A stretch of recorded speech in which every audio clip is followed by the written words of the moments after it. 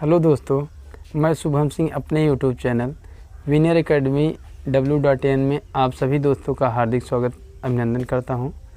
दोस्तों, आपसे एक छोटी सी गुजारिश है कि अगर अभी तक हमारे YouTube channel winner academy W.in को आप सब्सक्राइब नहीं किए हैं तो सब्सक्राइब कीजिएगा, लाइक शेयर कमेंट ज़रूर कीजिएगा और बेल आइकन को ज़रूर प्रेस कीजिएगा। अगर बेल आइकन आप प्रेस नहीं करेंगे तो हमारे वीडियोज़ के नोटिफिकेशन आप तक नहीं पहुंच पाएंगे। इसलिए चाहूँगा कि आप बेल आइकन ज़रूर प्रेस करें ताकि हमारे वीडियो आप तक आसानी से पहुंच पाए। तो दोस्तों, आपको हम संधि पढ़ा रहे थे हिंदी में। तो संधि में जो कि स्वर संधि का पहला पार्ट दीर्घ स्वर संधि पूर्ण हो चुका है, गुण स्वर संधि पूर्ण हो चुका है। उसके बाद हम आपको बताए थे वृद्धि स्वर संधि, वो भी पूर्ण हो चुका है। उसके बाद हम आपको बताए थे यण संधि, वो भी पूर्ण हो चुका है। तो हम आपको बताए थे कि स्वर संधि के जो 5 पार्ट होते हैं, जिसमें 4 आपको पढ़ाया गया है और एक आज पढ़ाने जा रहा हूँ, उसका नाम है आयादी स्वर संधि। आयादी स्वर संधि, आयादी स्वर संधि। तो इसकी पहचान देखेंगे पहले कि किस तरीके से ये संधि पहचानी जाती है। तो इसमें अगर ए हो, ऐ हो, ओ हो, औ हो और इसके साथ कोई भी स्वर का योग हो, कोई भी स्वर का योग हो, तो ये जो है आय में, ये जो है आय में, ऐ जो है आय में, ओ जो है औ में,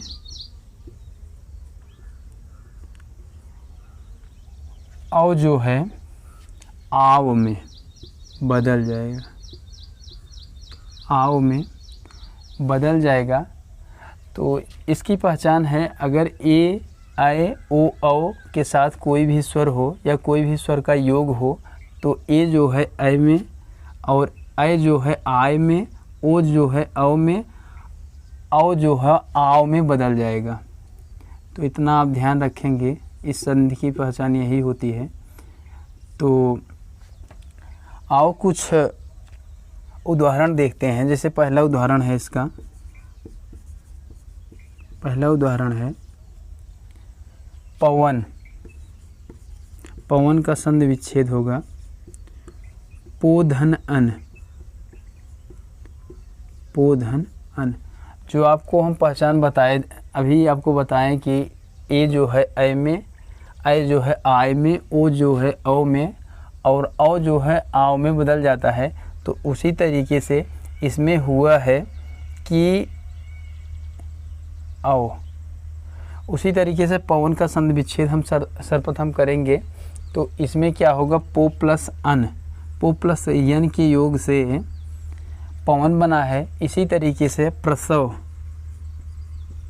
प्रसव का देखेंगे तो प्रसव का संधि विच्छेद होगा प्रसव प्लस अ, प्रसव प्लस अ। इसी तरीके से नय का संधि विच्छेद होगा, नय का संधि विच्छेद होगा ने प्लस अ, ने प्लस अ। तो आपको बताना चाहूँगा कि पेपर में आयादी संधि से क्वेश्चन बहुत कम ही पूछा जाता है। तो इसमें आप ध्यान रखेंगे कि स्वर संधि में गुण संधि, यण संधि और वृद्धि संधि से क्वेश्चन पूछा जाता है और पेपर में विसर्ग संधि, व्यंजन संधि से, ये 3-4 जो संधि हैं इसी से क्वेश्चन पूछे जाते हैं। बहुत मोस्ट इम्पॉर्टेंट क्वेश्चन बनते हैं इससे। तो चाहूँगा कि आप लोग पहचान जो है इसका ध्यान में रखेंगे और अपने नोट्स में अच्छी तरीके से लिखेंगे ताकि आपको संधि पहचानने में या संधि विच्छेद करने में आपको कोई दिक्कत ना हो। तो 3 उदाहरण के दिए गए हैं आयादी स्वर संधि के और संधि विच्छेद किस तरीके से किए गए हैं इसके पहचान के आधार पर। तो आप लोग ध्यान रखेंगे कि इसी तरीके से होता है। और आपसे अगर पेपर में पूछा जाए तो डायरेक्ट पूछा जाता है कि पवन में कौन सी संधि है, तो ऑप्शन में दिया रहेगा आयादी, तो आपको आयादी स्वर संधि ही टिक करना होगा। अगर प्रसव होगा, प्रसव का संधि विच्छेद पूछेगा तो प्रसव प्लस अ इसका संधि विच्छेद होता है और इसके योग से ही प्रसव बना है। तो नए का अगर संधि विच्छेद पूछा जाए, ने प्लस अ के योग से बना है। तो ये सब चीज़ें आपको बहुत आसानी से समझ में आई होंगी, तो आप इतना नोट करेंगे और इसके आगे आपको बता रहे हैं। सर इतना दिख रहा है? ठीक है, तो आप इतना नोट करेंगे। इसके बाद वाला उदाहरण आओ देखते हैं।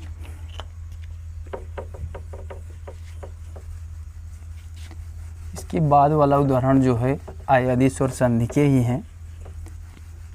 तो अगर आपको पहचान आ गई, पहचानने में आपको कोई दिक्कत नहीं होगी, इसका संधि विच्छेद कैसे होगा, इसमें कौन सी संधि होती है, तो इसकी पहचान आप ध्यान में रखेंगे, सब चीज़ें आसानी से कर ले जाएंगे। तो अगर इसके बाद देखा जाए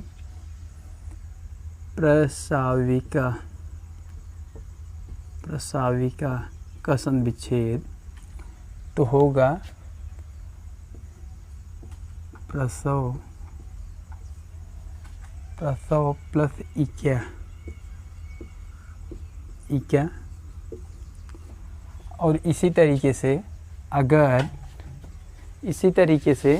अगर पूछा जाए तो प्रसाविका का संधि विच्छेद देखेंगे तो आपको दिखाएं कि प्रसव प्लस इक्या होगा। तो इसी तरीके से एक उदाहरण और देखिएगा, अस्त्राव का होगा अस्त्रो प्लस अ। तो ये सब चीज़ें बहुत ही सरल हैं। चाहूँगा कि आप लोग पहचान इसकी अच्छे समझ जाइएगा, तो आपको संधि विच्छेद करने में और संधि पहचानने में कोई दिक्कत नहीं होगी। इसके आधार पर आप क्वेश्चन बना लेंगे। तो ये महत्वपूर्ण उदाहरण थे, आप अपने नोट्स में लिख लीजिएगा, जो कि पेपर में डायरेक्ट यही मिल सकते हैं, क्योंकि बहुत अच्छे उदाहरण हैं ये आयादी स्वर संधि के। तो इसके बाद स्टार्ट करता हूँ व्यंजन संधि। स्वर संधि के जो 5 प्रकार थे, पहला दीर्घ स्वर संधि, दूसरा गुण स्वर संधि, और तीसरा वृद्धि स्वर संधि, और चौथा यण स्वर संधि, और उसके बाद आयादी स्वर संधि। आज अभी आपको हम बताएं इसकी पहचान कैसे की जाती है। तो स्वर संधि के जो 5 प्रकार होते हैं वो आपको हम बताए थे। तो आओ देखते हैं व्यंजन संधि, जो संधि का दूसरा नंबर का है या दूसरा प्रकार में दूसरा प्रकार का है। तो इसका रूल पहला है, रूल पहला है इसमें, यदि वर्ग के प्रथम वर्ण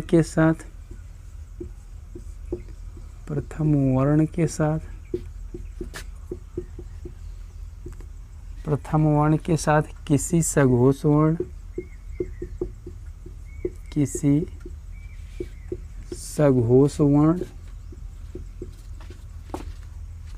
का योग हो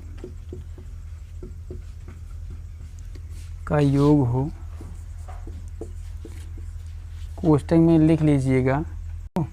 तो पांचवा अक्षर जो है, पांचवा अक्षर छोड़कर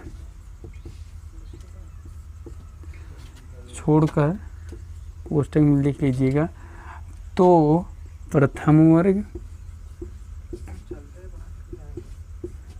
वर्ग अपने ही वर्ग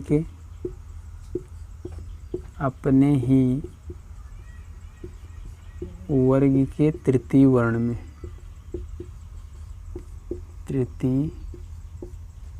वर्ण में आदेश हो जाता है।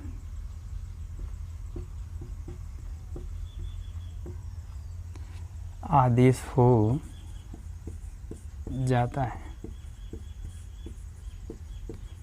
बहुत ही मोस्ट इम्पोर्टेंट नियम है। इसके सहारे से आपको संधि विच्छेद करने में कोई दिक्कत नहीं होगी। आप ध्यान रखेंगे कि यदि वर्ग के प्रथम वर्ण के साथ किसी सघोष वर्ण का योग हो, कोष्टक में लिख लीजिएगा 5वां अक्षर छोड़कर, तो प्रथम वर्ग अपने ही वर्ग के तृतीय वर्ण में आदेश हो जाता है। तो जैसे उदाहरण है इसमें सदाचार का संधि विच्छेद पहले करेंगे, तब जाके ये बातें जो इस नियम में दी गई हैं इसमें फॉलो करेंगे। सदाचार का संधि विच्छेद होगा सत प्लस आचार, सत प्लस आचार, और इसको अलग करेंगे तो स प्लस तप हलंत बड़ा प्लस 4। तो ये जो है त, सर इतना दिख रहा है, तो जो इतना है ये भी आपको हम बताए थे कि तीसरे में बदल जाएगा, तो यहाँ तक के स्थान पर द हो जाएगा, द प्लस आचार। तो इसका योग करने पर सदाचार फिर से यही बन जाएगा। तो ये बातें इस संधि में आपको बताई गई किस तरीके से होता है परिवर्तन। तो आप इतना नोट करेंगे इसके आगे वाला नियम। इसके बाद या कुछ इस संधि के उदाहरण देख लेते हैं।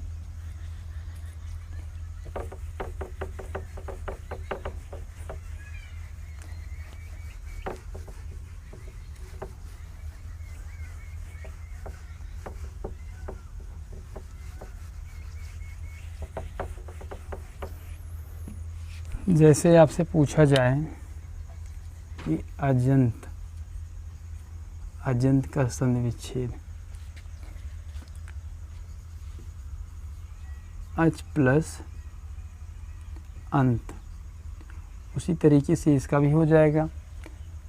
अगर आपसे अवध का संधि विच्छेद पूछा जाए, अप प्लस द होता है, अप प्लस द के योग से बना है। अगर आपसे इसी तरीके से अब्ज का संधि विच्छेद पूछा जाए, अप प्लस ज के योग से बना है। तो ये सब बहुत मोस्ट इम्पॉर्टेंट उदाहरण है व्यंजन संधि के। तो चाहूँगा कि आप लोग अपने नोट्स में अच्छे तरीके से लिख लीजिएगा, पेपर में डायरेक्ट मिल सकता है यही सेम उदाहरण। तो चाहूँगा कि आप लोग आसानी से कर लें। और इसके बाद दूसरा नियम देखते हैं व्यंजन संधि के। तो दूसरा नियम इसमें है, एक बार हम उसको लिख दिए हैं, उसके बाद इसको बहुत शॉर्ट फॉर्म में दूसरा, तीसरा, चौथा, पांचवा जो नियम है आपको बताएंगे। रूल दूसरा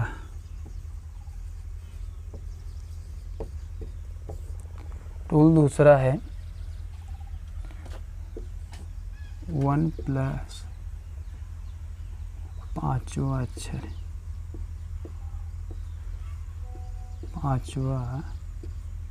अक्षर अगर हो, जिसे नासिक बोलते हैं,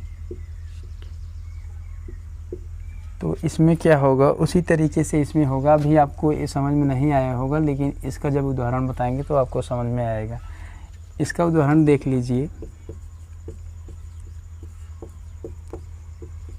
सन्मार्ग, अगर सन्मार्ग का संधि विच्छेद पूछा जाए आपसे, तो सत प्लस मार्ग, और इसको अलग करेंगे,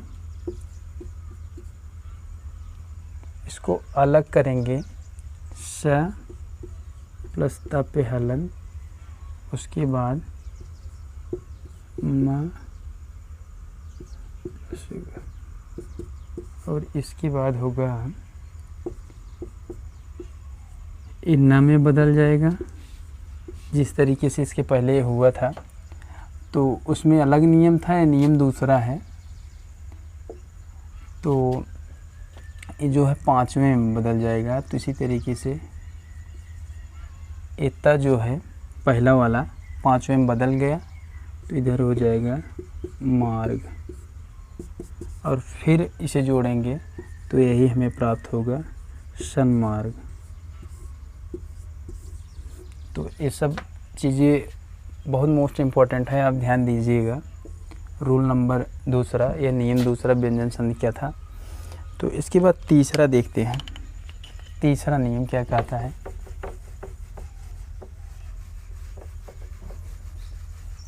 तीसरा नियम है,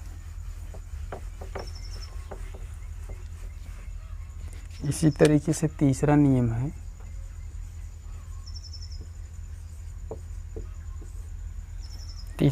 है अस्य घोष अगर हो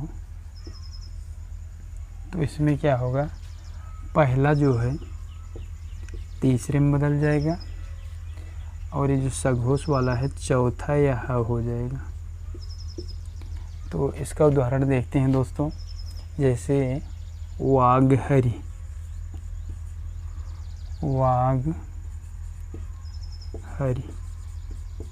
उदाहरण है इसका वाघहरि। इस तरीके से होगा, और इसको ऐसे भी लिख सकते हैं। तो इसका संधि विच्छेद किया जाएगा इस तरीके से वाक प्लस हरि, और जब इसको अलग करेंगे वा प्लस का पे हलंत प्लस री। तो जो आपको नियम बताया गया है इस तरीके से होगा। पहला जो है तीसरे में बदल जाएगा, तो यहाँ ग हो जाएगा, ग पे हलन, और इसको बताए थे चौथा या हा हो जाएगा, तो यहाँ ऐसे कर सकते हैं, और प्लस री है, इसको ऐसे जब फिर इसको बनाएंगे तो यही जाके फिर बन जाएगा वाघहरि। तो आप जानते रहिएगा कि इस तरीके से इस नियम के द्वारा संधि विच्छेद होता है व्यंजन संधि में। तो आशा करता हूँ कि ये सब चीज़ें आपको बहुत अच्छे से समझ में आ रही हैं, और अपने नोट्स में अच्छे तरीके से लिखते जाइएगा, और नियम के सहारे चलेंगे दोस्तों तो आपका गलत नहीं होगा। चाहे संधि हो, चाहे संधि विच्छेद हो, कोई भी चैप्टर हो या कोई भी सब्जेक्ट हो, अगर आप नियम के सहारे चलेंगे तो आपका गलत नहीं होगा। तो इसके बाद देखते हैं दोस्तों चौथा नियम जो है, चौथा नियम का यही बहुत ही व्यंजन संधि के बहुत ही मोस्ट इम्पॉर्टेंट नियम 3 हैं, आप ध्यान रखेंगे। इसके कुछ अन्य उदाहरण देख लेते हैं। तो अन्य उदाहरण में जैसे अगर आपसे पूछा जाए सिद्धांत का संधि विच्छेद, सिद्धांत का संधि विच्छेद अगर आपसे पूछा जाए तो सित प्लस हांत, सित प्लस हांत, हांत होगा। और इसी तरीके से अगर पूछा जाए कागज,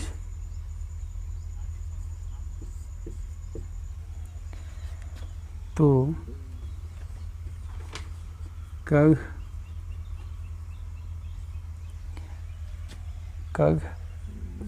प्लस गज। और अगर इसी तरीके से युद्ध का संधि विच्छेद आपसे पूछा जाए तो बहुत ही मोस्ट इम्पोर्टेंट है, आप ध्यान दीजिएगा।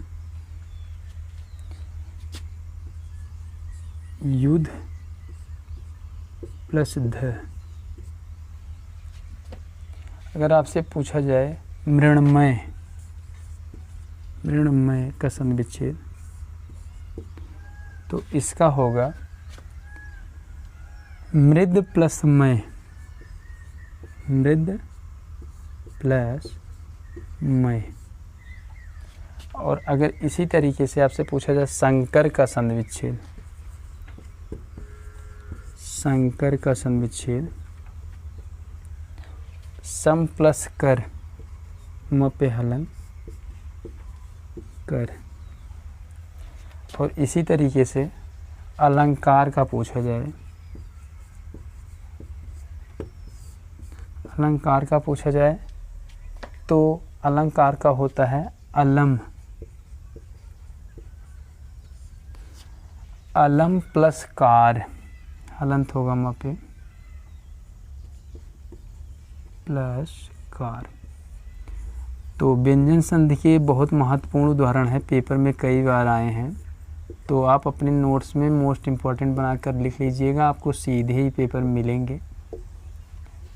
और चाहूँगा कि आप लोग हमारे YouTube चैनल के साथ जुड़े हैं, तो आपका विश्वास हमारे YouTube चैनल पर बना है, तो आपको कोई दिक्कत ना हो, कोई भी सब्जेक्ट में कोई भी दिक्कत ना हो। इसलिए सभी चीज़ें बहुत अच्छे ढंग से बताई जा रही हैं और आशा करता हूं कि आप लोग अच्छे ढंग से समझ भी पा रहे हैं।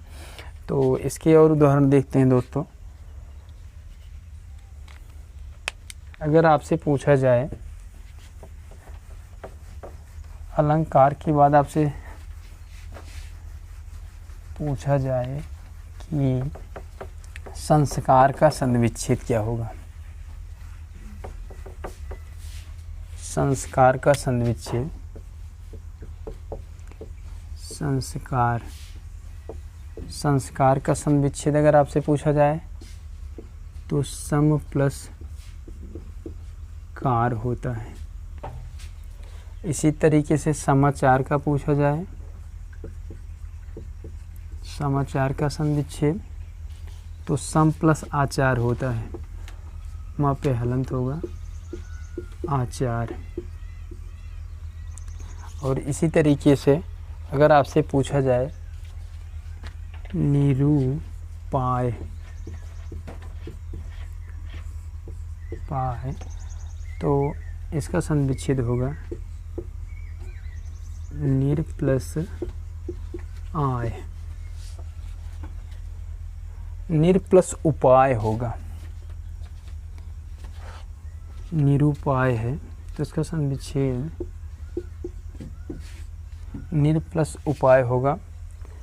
और इसी तरीके से निरुत्तर का संधि विच्छेद आपसे पूछा जाए तो निर प्लस उत्तर होता है,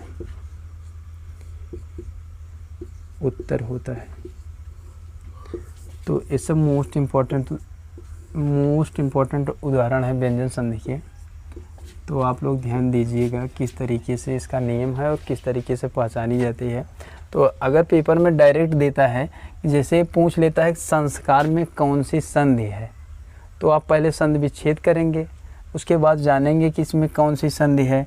तो आप बताइएगा या ऑप्शन में होगा कि व्यंजन संधि है, और अगर इसकी संधि विच्छेद आपसे पूछी जाए तो यहाँ संधि विच्छेद आपको बताया गया है। इस तरीके से आप अपना आंसर टिक कीजिएगा। अगर समाचार में पूछा जाए तो इस तरीके से इसका संधि विच्छेद होता है और इसमें व्यंजन संधि होती है। निरूपाय में अगर पूछा जाए तो इस तरीके से इसका संधि विच्छेद होता है और व्यंजन संधि होती है, और इसी तरीके से इसका भी। तो आशा करता हूँ कि ये सब चीज़ें आपको बहुत अच्छे ढंग से समझ में आई होंगी। तो ये सब बहुत ही मोस्ट इम्पॉर्टेंट उदाहरण है व्यंजन संधि के। तो आप ध्यान दीजिएगा कि इस तरीके से व्यंजन संधि होता है इसमें। तो ये सब व्यंजन संधि के बहुत ही मोस्ट इम्पॉर्टेंट उदाहरण हैं, आप लोग अपने नोट्स में अच्छे तरीके से लिखिएगा। तो व्यंजन संधि भी ख़त्म होता है और इसके बाद आता है विसर्ग संधि, एकदम लास्ट वाला विसर्ग संधि। विसर्ग संधि, विसर्ग संधि, विसर्ग संधि का पहला रूल है, यह नियम है पहला इसका, कि कोई भी स्वर हो, कोई भी स्वर हो, हिंदी के मूल भाषा के जो 11 स्वर हों इसमें से कोई भी स्वर हो और यहाँ विसर्ग का चिन्ह लगा हो, तो और इसका योग च, छ और बड़ा स के साथ हो, जिसे बोला जाता है तालव्य सघोष अघोष तालव्य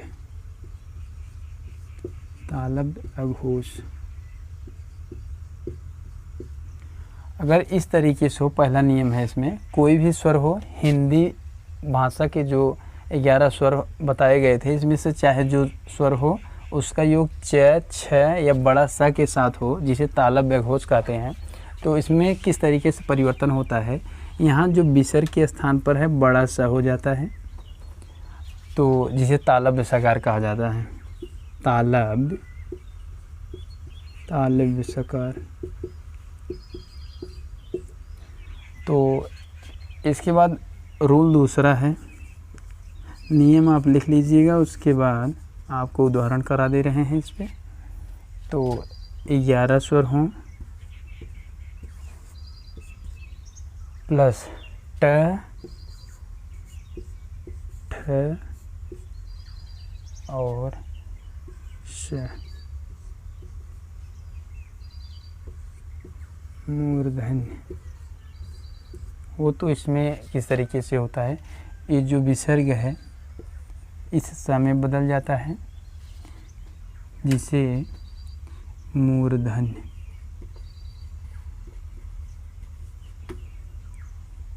तो ये दो नियम हो गए विसर्ग संधि के। पहला ये है और उसके बाद दूसरा ये है। तो इसके बाद तीसरा नियम, 4 बहुत मोस्ट इम्पॉर्टेंट नियम है इसके। तो चारों नियम में हम 2 नियम देख चुके हैं और इसके बाद तीसरे के बाद चौथे के बाद एग्जाम्पल आपको बताएंगे, तभी चीज़ें आपको आसानी से क्लियर हो जाएंगी और आपको कोई दिक्कत नहीं होगी विसर्ग संधि पहचानने में। तो इसके बाद जो तीसरा है, रूल तीसरा है इसमें कि 11 स्वर हों, कोई भी 11 स्वर हों, अगर इसके साथ त, थ, श छोटा सा, जिसे दंत सकार बोलते हैं,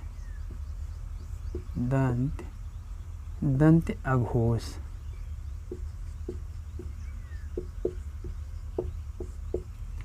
दंत अघोष हों तो यहाँ जो विसर्ग का चिन्ह है समय बदल जाएगा, जो दंत सकार के नाम से जाना जाता है। तो इसके बाद रूल चौथा है, रूल चौथा इसमें अगर छोटा हो या बड़ा हो, बड़ा के अलावा 9 स्वर, जब 11 स्वर थे तो उसमें से 2 स्वर जो है, एक छोटा है एक बड़ा, इसके अलावा तो बचेंगे 9 स्वर।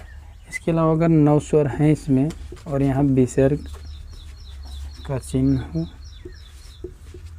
और इसका योग क, ख,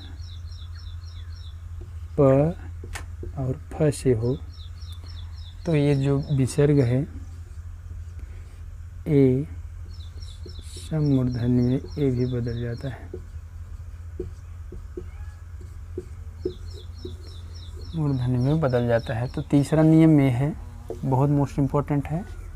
और इसके बाद चौथा ये है, ये भी बहुत ही मोस्ट इम्पोर्टेंट है। तो इसके 4 नियम हैं जो कि बहुत मोस्ट इम्पोर्टेंट हैं। इन्हीं के सहारे पर विसर्ग संधि को पहचाना जाता है, मतलब इसका संधि विच्छेद किस तरीके से किया जाता है। तो आप अपने नोट्स में लिख लिए होंगे। तो आओ कुछ उदाहरण देखते हैं। जैसे पहला उदाहरण है आविष्कार। पहला उदाहरण है आविष्कार। आविष्कार। तो पहला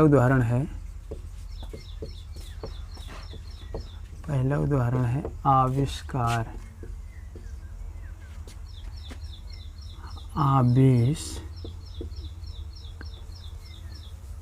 तो पहला है आविष्कार। इसका संविच्छेद किस तरीके से किया जाएगा? आविह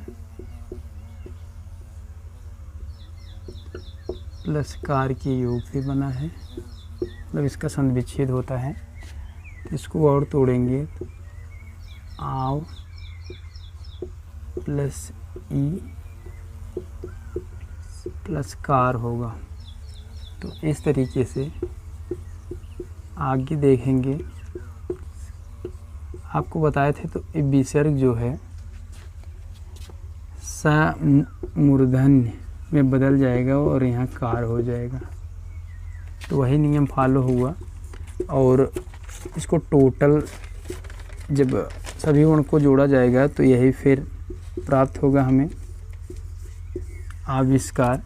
तो अगर आपसे पूछा जाए आविष्कार का संविच्छेद क्या होता है, आविः प्लस कार होता है और इसमें विसर्ग संधि होता है। और विसर्ग संधि में जो हम आपको नियम बताए थे उन नियम किस तरीके से फॉलो होते हैं वो भी बताया गया। तो इसके अन्य उदाहरण देखते हैं दोस्तों, जो कि बहुत ही मोस्ट इम्पॉर्टेंट है विसर्ग संधि से। पेपर में विसर्ग संधि व्यंजन संधि से क्वेश्चन पूछा जाता है, क्वेश्चन बनता है सभी पेपरों में, चाहे यूपीपी हो, चाहे यूपीएसआई हो, चाहे लेखपाल हो, चाहे जो पेपर हो जिसमें हिंदी सब्जेक्ट पूछा जाता है।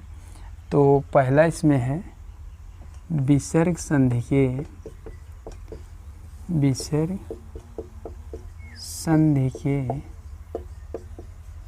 महत्वपूर्ण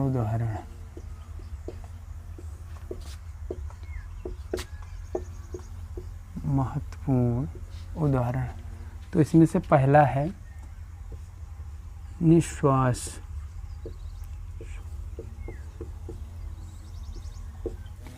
निश्वास का संविच्छेद होगा निह प्लस श्वास, निह प्लस श्वास। और अगर आपसे पूछा जाए दुशासन, दुशासन का संविच्छेद दुशासन, तो इसका होगा दुह प्लस शासन, दुह प्लस शासन। इसी तरीके से अगर आपसे पूछा जाए भास्कर का संविच्छेद,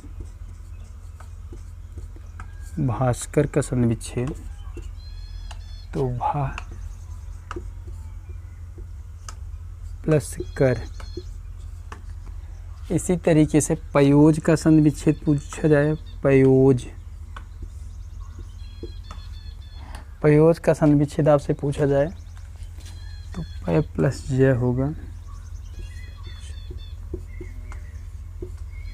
इसी तरीके से सरोज का संविच्छेद आपसे पूछा जाए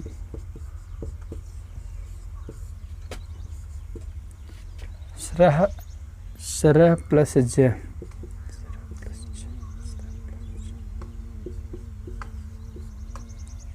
तो ये सब मोस्ट इम्पॉर्टेंट उदाहरण है विसर्ग संधि के और पेपर में कई बार पूछे गए हैं। तो यही आपको सेम टू सेम यही क्वेश्चन मिल जाएगा। तो आप लोग ध्यान रखिएगा या ध्यान दीजिएगा कि इस तरीके से विसर्ग संधि को पहचाना जाता है या विसर्ग संधि होता है इस तरीके से। तो डायरेक्ट भी पूछा जा सकता है कि सरोज में कौन सी संधि है, तो आप बता दीजिएगा या आंसर उसमें होगा कि विसर्ग संधि, तो विसर्ग संधि आप टिक कीजिएगा और इसका संविच्छेद हम आपको बताएं। और इसके और कुछ उदाहरण देखते हैं, महत्वपूर्ण उदाहरण। तो मनोज का अगर संविच्छेद आपसे पूछा जाए, मनोज, मनोज का संविच्छेद पूछा जाए, मनोज, मनः प्लस ज, मनोज का संविच्छेद होगा मनः प्लस ज। और उसके बाद यशोधरा, यशोधरा का संविच्छेद आपसे पूछा जाए, यशः प्लस धरा, धरा। अगर आपसे यशोदा का संविच्छेद पूछा जाए तो यशः प्लस द होगा, यशः प्लस द। और इसी तरीके से अगर आपसे मनोरथ पूछा जाए, मनोरथ का संविच्छेद, मनोरथ, तो इसका संविच्छेद मनः प्लस रथ होता है, मनः प्लस रथ। इसी तरीके से मनयोग,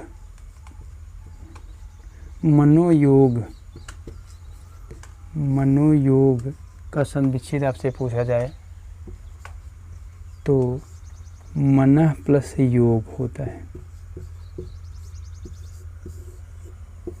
तो ये सब मोस्ट इम्पॉर्टेंट उदाहरण है विसर्ग संधि के, पेपर में यही सब पूछे जाते हैं। तो आशा करता हूँ कि आप लोग को अच्छे ढंग से समझ में आया होगा और अपने नोट्स में अच्छे तरीके से लिख रहे होंगे। तो आज का जो टॉपिक था संधि विच्छेद या संधि, जो हिंदी सब्जेक्ट के अंतर्गत है एक चैप्टर संधि, वो आज पूर्ण हुआ। तो इसमें सभी चीज़ें आपको बहुत डिटेल्स में बताई गई और आशा करता हूँ कि आप लोग को अच्छे ढंग से समझ में आया होगा। अगर कुछ डाउट है तो आप कमेंट कीजिएगा किसी भी क्वेश्चन में। तो आपको सर्वप्रथम हम बताए थे कि व्याकरण के 3 अंग, वर्ण विचार, शब्द विचार और वाक्य विचार। तो वर्ण विचार का पार्ट आज ख़त्म हुआ। अब इसके नेक्स्ट वाले वीडियो में शब्द विचार का पार्ट स्टार्ट होगा। तो आप लोग हमारे यूट्यूब चैनल विनर एकेडमी के साथ जुड़े रहें। और एक बार फिर आपसे गुजारिश करता हूं कि अगर अभी तक हमारे यूट्यूब चैनल को आप सब्सक्राइब नहीं किए हैं तो सब्सक्राइब कीजिएगा, लाइक शेयर कमेंट ज़रूर कीजिएगा और अपना सुझाव लेकर हमारे यूट्यूब पर आप सादर आमंत्रित हैं। अगर कोई डाउट हुआ या चैनल के प्रति आपका कोई सुझाव हुआ तो आज की क्लास दोस्तों यहीं ख़त्म होती है। बस धन्यवाद।